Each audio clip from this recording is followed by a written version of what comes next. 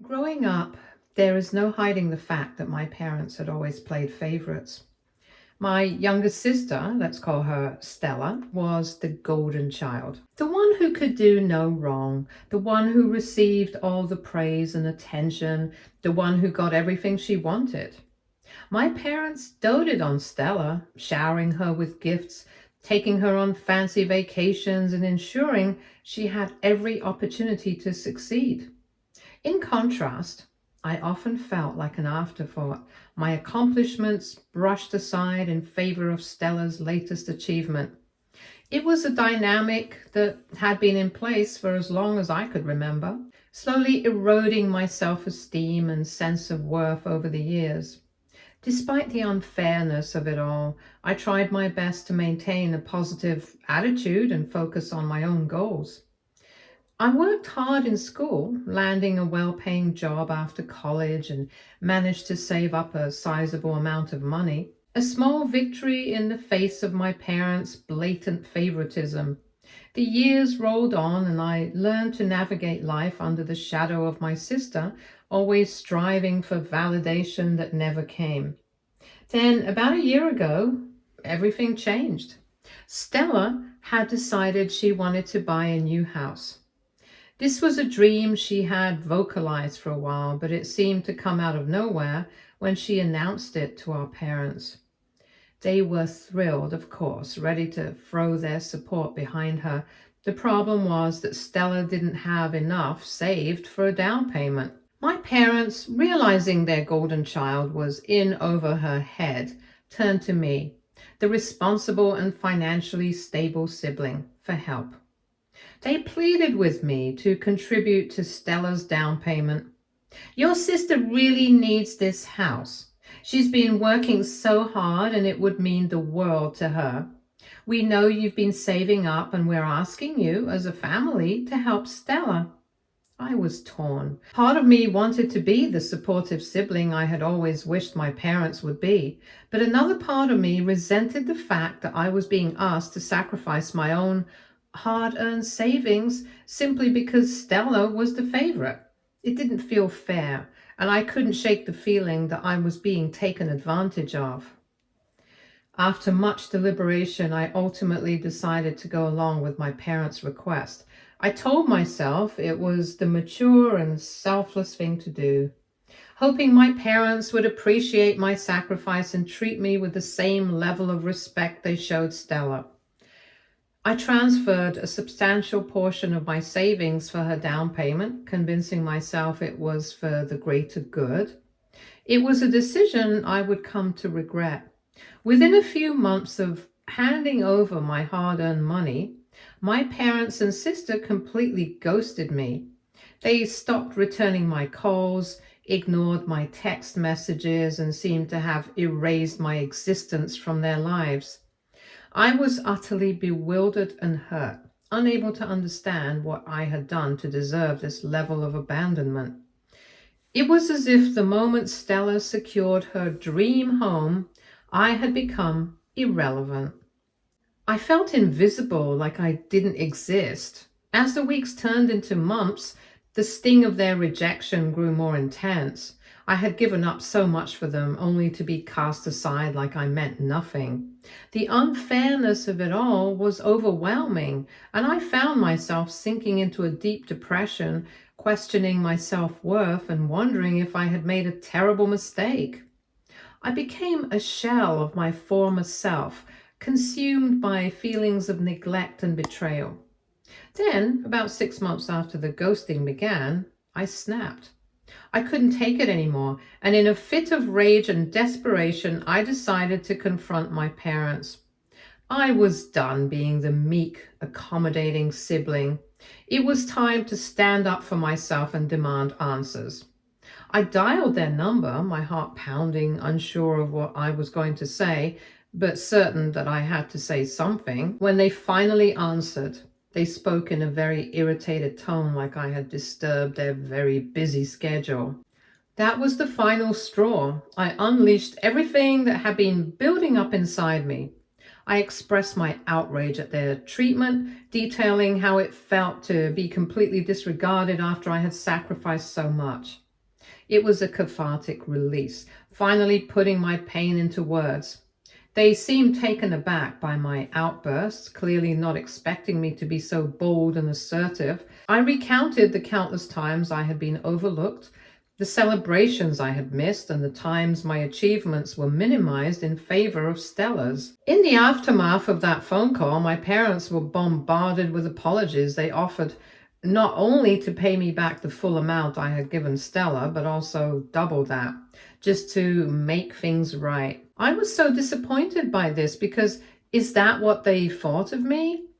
I felt like they had completely ignored everything I had said the last time we talked. They acted as if money was the only thing that could fix the months of abandonment and emotional manipulation they had put me through. The whole situation felt so transactional. It wasn't about making amends or truly apologizing for their treatment of me. It was about patching up the situation as quickly as possible to avoid further conflict, especially now that Stella was in such financial trouble. 2 days after my refusal, the calls from my parents continued, each one more frantic than the last. Stella had apparently found out about my refusal to accept their offer and was furious. She accused me of trying to sabotage her life by not accepting the money and moving on. She said stuff like this was my whole ploy to get attention because that's who I was, an attention seeker. It was almost laughable. The very person who had taken everything from me without so much as a thank you was now blaming me for her financial struggles. My parents, in their desperation to appease her, started to beg. They wanted me to take the money, to pretend that everything was fine so that Stella wouldn't have to face the consequences of her own poor decisions. I stood firm, knowing I had spent too long sacrificing my happiness for her. I wasn't going to do it anymore. Eventually, I learned, through a cousin, that Stella's financial troubles were far more severe than anyone had let on. It turned out that the charming life she had projected, complete with her new house, trendy clothes, and social outings, was merely a facade masking a deeper crisis. Not only was she significantly behind on her mortgage payments, but she had also maxed out several credit cards in a desperate attempt to maintain a lifestyle that was clearly beyond her means. The more I heard, the clearer it became that her choices were rooted in an insatiable desire to live up to the image of the golden child that our parents had cultivated, a role she felt compelled to play, even if it meant plunging herself into debt. As I delved deeper into the situation, I discovered that Stella had taken out multiple personal loans to cover her expenses, each one adding another layer of financial burden that she was ill-equipped to manage.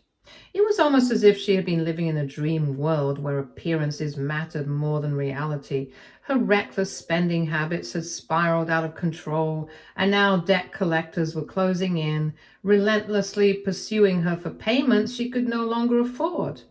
The pressure must have been suffocating, yet instead of addressing her financial situation, she seemed intent on maintaining the illusion that everything was fine.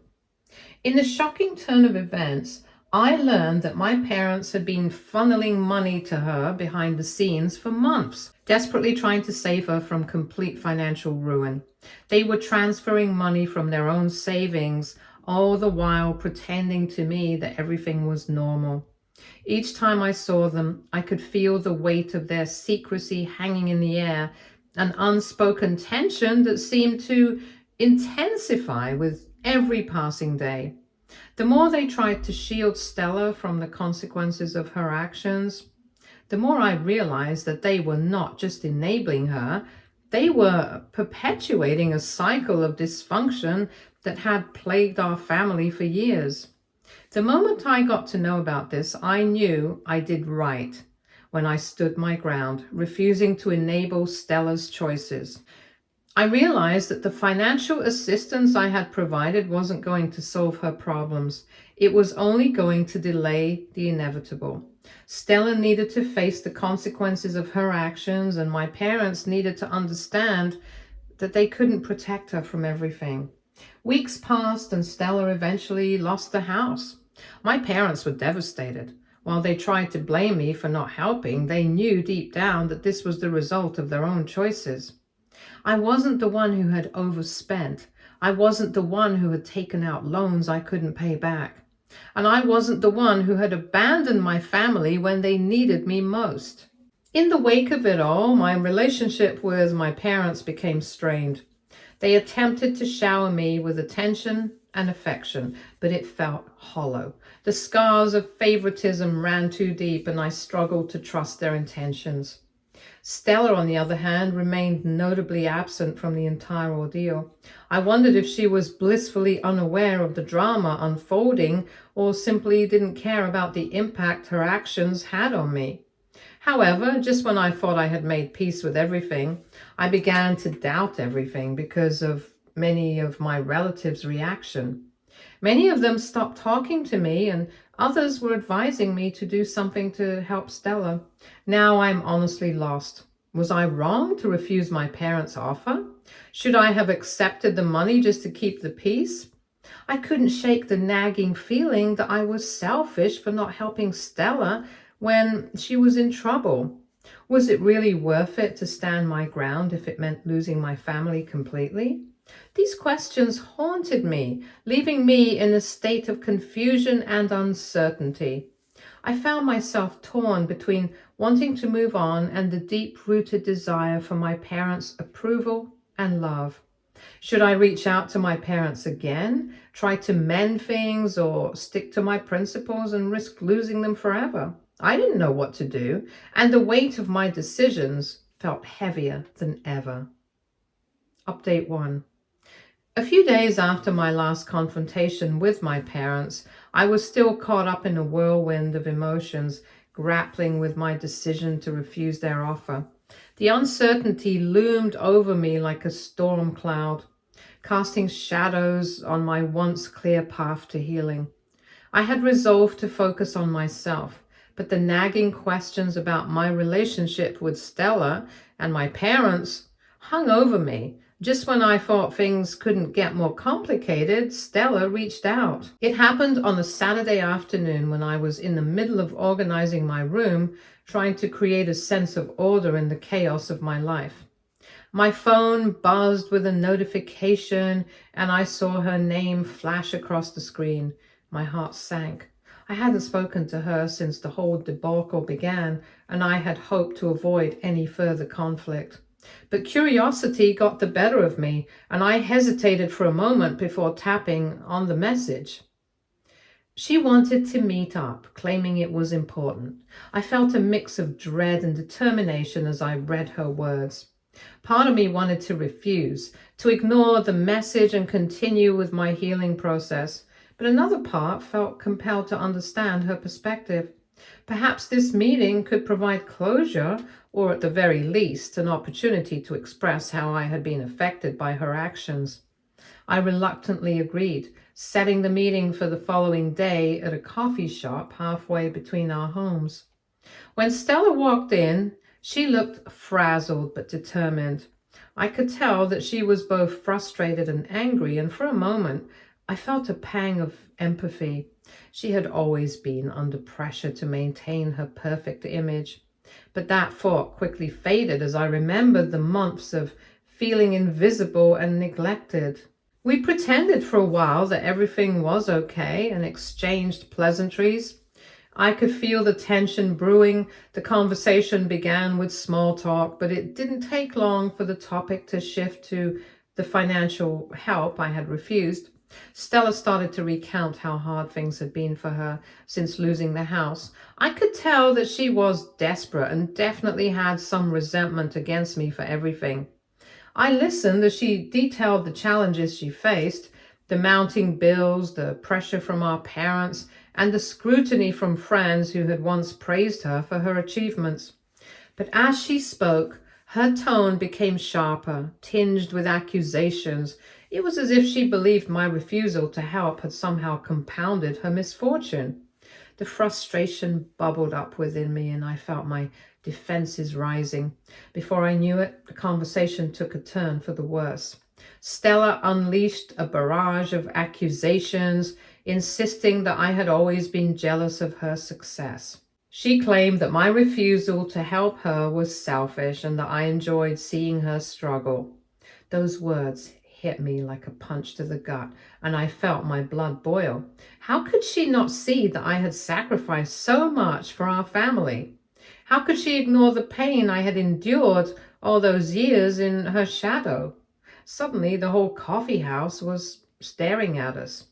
I tried to get Stella to quiet down and at least not make a scene in public, but Stella said something with the effect of, that isn't this what I wanted?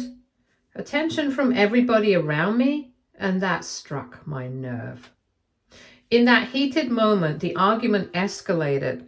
I found myself standing my ground, trying to articulate the years of hurt and resentment I had felt, the countless sacrifices I had made for her. But every attempt to express my feelings was met with defensiveness and denial. Stella refused to acknowledge my pain, and instead she doubled down on her accusations. Her eyes flashed with anger as she insisted that I was only making things worse. The situation spiraled out of control with voices raised and emotions flaring. I noticed how years of my parents spoiling her had boosted her ego. It was as if the years of favoritism had transformed her into someone who couldn't recognize the damage her actions had caused. I felt an overwhelming sense of loss. Loss for the sister I had once loved and for the relationship that was slipping further from my grasp. Eventually, the tension reached a breaking point. I stormed out of the coffee shop, tears streaming down my face as I fled into the street. I felt a mixture of anger and sorrow, questioning whether I had made the right choice in agreeing to meet her at all. And let's not even go on about how embarrassing this whole situation was. At that moment, I also lost that last shred of hope that I had in repairing my relationship with Stella. In the days that followed, I replayed that meeting in my mind, trying to make sense of what had happened. I was left feeling confused and disheartened. Was this truly the sister I had grown up with, or had the years of favoritism and pressure warped her into someone unrecognizable? I questioned my decisions. Once again, had I done the right thing by standing up for myself? Was I selfish for not giving in to her demands? I felt adrift, lost in a sea of uncertainty. This conflict had changed everything. My relationship with Stella was now irrevocably altered, and the rift between us seemed wider than ever. I was left questioning whether I could ever reconcile the sister I once knew with the person she had become. Was it possible that I had pushed her away entirely? This whole incident just adds to the already very chaotic life of mine. At this point, I just want things to end. I don't care if I lose my relationship with my parents because, let's be honest, there was not much to begin with. Anyway, you guys will be the first to know if something new happens. Update 2. Hi guys. After the explosive confrontation with Stella, I found myself in a confusing emotional situation. I had managed to stand up for myself, but the fallout left me feeling more isolated than ever. Just when I thought I could breathe a little easier, my parents caught wind of the argument. It wasn't long before I received a call from them, and their tone was urgent, almost panicked. They wanted to talk. When I arrived at their house, I was met with a mixture of concern and something else that I couldn't quite place, an undertone of tension that hung heavy in the air. My parents were sitting together in the living room, their faces etched with worry. They launched into a diatribe about how they had heard about my fight with Stella, expressing their shock and disappointment. Their words were laced with an urgency that made it clear they were more concerned about the implications of the argument than my feelings. As they spoke, I listened carefully, trying to decipher their true intentions. It was evident that they were taking Stella's side in a way that felt manipulative. They emphasized that family was important and that we needed to support each other, especially in tough times.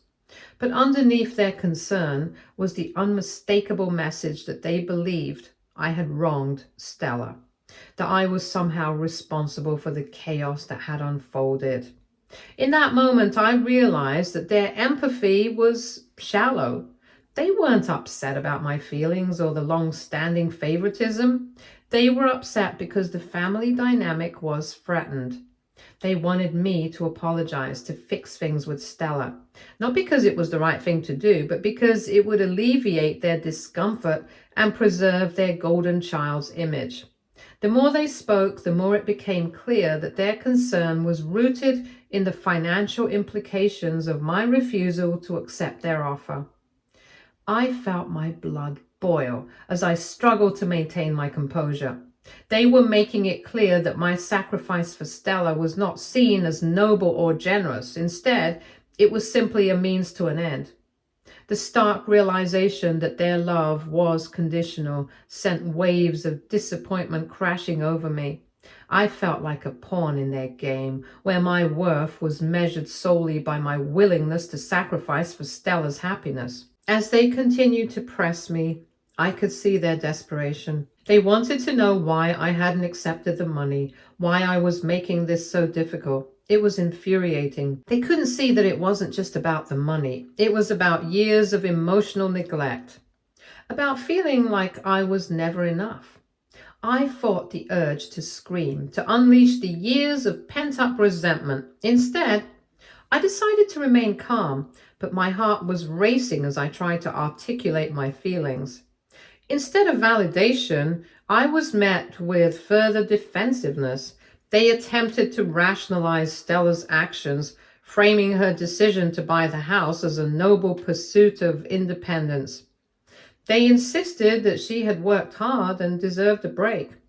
All the while, it felt as if my own hard work and sacrifices were being brushed aside like they didn't matter at all. Then, in a moment that felt surreal, they made a comment that struck me to my core. They said that as my sister faced the consequences of her poor decisions, I should be there to support her. The implication was that my refusal to assist her financially made me a bad sister. It was a gut punch that forced me to confront the truth. They would never truly see me as equal to Stella. No matter how much I achieved, I would always be in her shadow. As the conversation continued, I could feel my heart sinking further. I watched as my parents shifted their focus entirely to Stella's predicament. They began discussing how they could help her out of her financial mess, brainstorming ways to get her back on track without even acknowledging my emotional turmoil. The realization that their concern was so clearly lopsided crushed me. It was no longer just about the money. It was about the blatant favoritism that had plagued our family for years. After they finished, I felt a mix of anger and sorrow, a potent cocktail of emotions that left me feeling drained. I realized that no matter what I said or did, I would never be able to break free from the invisible chains of favoritism that bound me to my parents' expectations. They wanted to patch things up, but only to maintain the status quo. Their loyalty lay with Stella, and I was merely an afterthought. I left their house feeling more confused than ever. It was clear that my parents had not changed. Their love for me was contingent upon how well I played the role of the accommodating sibling. The weight of this realization pressed down on me as I drove home, tears streaming down my face. Days turned into weeks, and the distance between my parents and me only grew. Their calls became less frequent, and when they did reach out, it was often to discuss how I could help Stella. It felt like a slap in the face. I was left to navigate my feelings of betrayal and resentment alone. In my heart, I wondered if my refusal to support Stella financially had set off a chain reaction that I could never undo. Meanwhile, Stella continued to spiral deeper into her financial troubles. I caught snippets of conversations between my parents and her, where they tried to offer her financial advice or assistance. I found myself at a crossroads. Part of me felt compelled to help her, to mend the relationship, but the other part screamed in defiance. reminding me of my own worth and the years of neglect I had endured. I couldn't help but question if I had made the right choice in standing my ground. The emotional conflict began to take a toll on me. I spent sleepless nights wrestling with my thoughts, wondering if I could ever find a balance between my feelings and the expectations thrust upon me. It felt like a tug of war, with my heart and mind constantly at odds. I questioned my decisions repeatedly, feeling the weight of my choices bear down on me.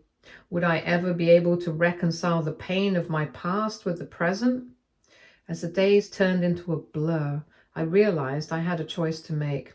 Either continue to fight for my own self-worth or succumb to the cycle of neglect and favoritism that had defined my family for far too long.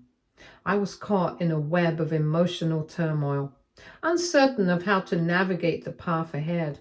All I knew was that I had to figure out a way to reclaim my identity, even if it meant leaving behind the family dynamics I had known for so long. Update 3. Hello, people. These past few days have just been one long session of spiraling emotions and an increasing sense of isolation. I knew I had to confront my family one last time. I decided to arrange a final sit down with my parents and Stella, hoping to lay everything bare and seek the closure I desperately needed. As the date approached, I felt a mix of anxiety and determination. I had spent too long being the one who sacrificed her happiness for the sake of others. The day arrived and I felt the weight of my decisions settle over me. As I walked into my parents' living room, I found them already seated, with Stella perched on the edge of her chair, her posture tense and defensive. The atmosphere was thick with unspoken words, and I could sense the underlying tension. My parents exchanged glances, their expressions a mix of curiosity and apprehension, while Stella appeared ready for battle, as if she expected me to launch into a personal attack. I took a deep breath and focused on maintaining my composure. I was determined not to be swayed by the storm brewing around me. As I began to speak, I noticed that Stella shifted in her seat, clearly irritated that I had chosen to address the situation. Instead of allowing myself to be intimidated, I pressed on, feeling the strength of my conviction surging within me. I began by acknowledging the mess we were all in, the misunderstandings, the hurt, and the years of unspoken resentment. I made it clear that the chaos surrounding Stella's financial struggles had impacted all of us. But I was here to emphasize that this was not simply about money. My heart raced as I laid out my feelings, sharing how their actions had made me feel invisible and disposable for so long. I looked at my parents, hoping they would understand that my pain ran deeper than any financial transaction could mend. As I spoke, I could see Stella ready to throw another fit. It was as if I were holding a mirror to her face, forcing her to confront the consequences of her actions. The silence from my parents felt deafening. They just sat as silent spectators, their eyes darting between Stella and me, unsure of how to intervene. They were acting like we were the ones who created the whole scene, while it was them who favored one of their kids over another. Anyway, I knew this drama had gone out of control and continued for longer than it should have, so I started by saying that this meeting was not about the money. I'm not going to take a single penny from them. What I want is to put an end to this toxic cycle that we've been trapped in for years. I laid it all out, revealing the painful truth that had been festering for too long. I was done sacrificing my happiness for the sake of family harmony. Stella rolled her eyes, but I pressed on, undeterred. I addressed her directly, making it clear that I had no interest in perpetuating a relationship defined by competition and resentment. It was time to break the cycle. If she wanted help from me or any other person, she had to show gratitude. Her spoiled brat behavior needs to end because she isn't a kid anymore. I could feel the tension in the room shift as I laid out my boundaries. No more drama, no more emotional manipulation, no more allowing my worth to be measured by my willingness to support her. I would not be drawn back into a game that had left me feeling empty and unworthy for far too long. With each word, I felt a weight lifting off my shoulders. The act of voicing my truth was liberating. I was reclaiming my identity and in doing so, severing the ties that had bound me to a version of myself I no longer recognized. I glanced at my parents, searching for any sign of understanding, but their expressions were unreadable, caught between their loyalty to Stella and their obligation to me. As I concluded, I felt a sense of relief wash over me. I also told them that I didn't want any elaborate relationship with any of them, and I'm stepping back from my own mental health. In that moment, frankly, I felt free. The silence that followed my declaration felt heavy, almost suffocating. I could see Stella's face contorting with anger, but I refused to back down. The weight of my decision hung in the air, but I knew it was the right one. I turned to leave, feeling lighter than I had in years. I didn't need their approval or validation. I needed to prioritize my own well-being above all else. As I walked out of the room, I felt a sense of finality settle over me. This was it. I was ready to move on, to let go of the toxic ties that held me back for so long. I later got a text from my mom saying sorry and that she gets why I need a break from them and she and dad respect my decision. And honestly, that's all I want right now. An interval from family drama. So I guess this is how this ends. Thank you for reading, people. I am very grateful for having all of you by my side. Stay tuned for more stories from our girl relationships.